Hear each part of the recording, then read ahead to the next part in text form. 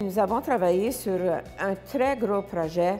Puis ça, c'était de faire venir une usine dans notre coin, qu'on appelle aujourd'hui usine de OSB.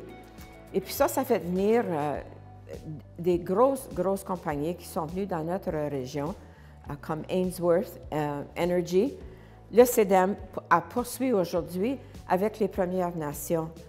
Alors, nous avons reçu un petit somme, mais ça nous a quand même permis de développer ce concept-là. Nous avons travaillé, et CEDEM aussi, avec l'équipe de la forêt mondiale, le manager de le Manitoba Model Forest, qui était Brian Kotak. Il s'est très impliqué avec le CEDEM. Puis ça, aujourd'hui, l'annonce a été faite où les Premières Nations, on répond à l'appel de la province et ce projet-là peut possiblement arriver dans 1 an ou 2. Alors, ça a été quelque chose qui a été commencé dans les années 90, mais ça prend beaucoup d'années. Et puis aujourd'hui, en 2021, l'annonce a été faite avec l'équipe à Louis Alain et puis aussi notre ministre Wayne Ewasco, qui a beaucoup travaillé sur ce projet-là.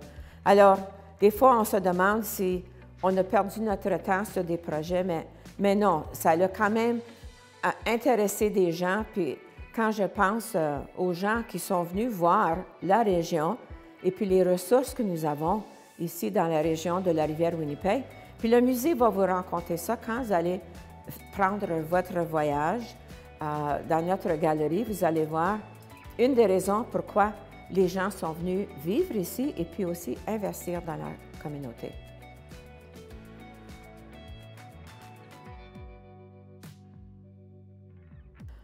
De tous les projets, nous avons reçu beaucoup d'aide.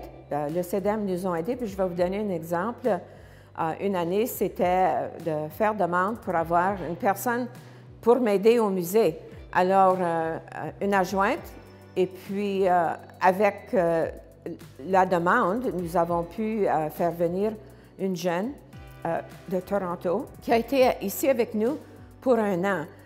Le financement était pour 6 mois, mais ses connaissances et puis ses études qu'elle avait prises, elle avait une maîtrise qu'elle avait étudiée pour travailler dans un musée. Alors, elle nous a beaucoup aidés avec beaucoup de choses où on n'avait pas les connaissances nécessaires. Alors, ça, c'était un projet de 20 000 $, mais quand même, ça nous a rapporté probablement 100 000 $ que nous aurions dû dépenser si on n'aurait pas eu cette connaissance que la personne apportait avec elle.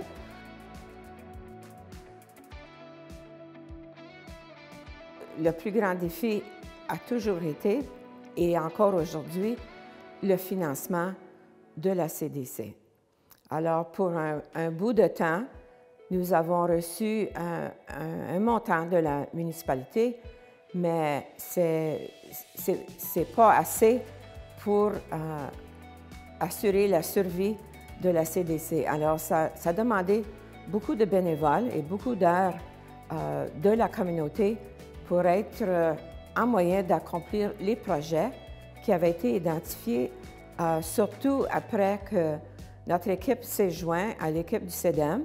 Nous avons participé dans le projet de Les Visions.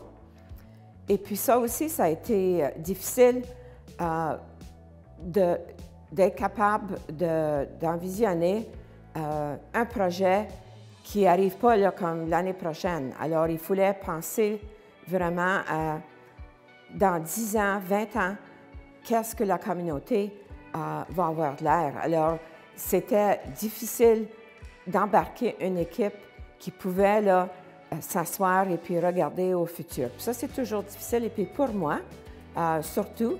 Mais une fois qu'on avait complété notre première vision en 2003 et puis en 2007, c'était la révision. Alors, je suis très fière aujourd'hui de vous dire que je pense que nous avons accompli tous les projets qui avaient été identifiés.